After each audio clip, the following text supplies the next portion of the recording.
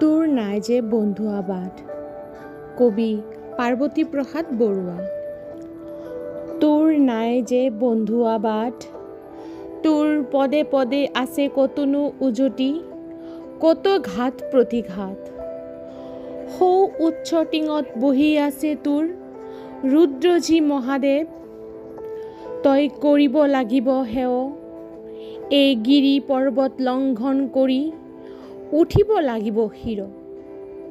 হেৰ নিৰ্ভীক তই বীৰ, তই ভাঙিব লাগিব পৰ্বত শিলা, কাটিব লাগিব বাট, তই জিনিব লাগিব ভয়, তই আনিব লাগিব জয়। তই ভাঙিব লাগিব সকলো বান্ধোন, ছিঙিব লাগিব জাল, এই মিছাৰ মোহিনী জাল।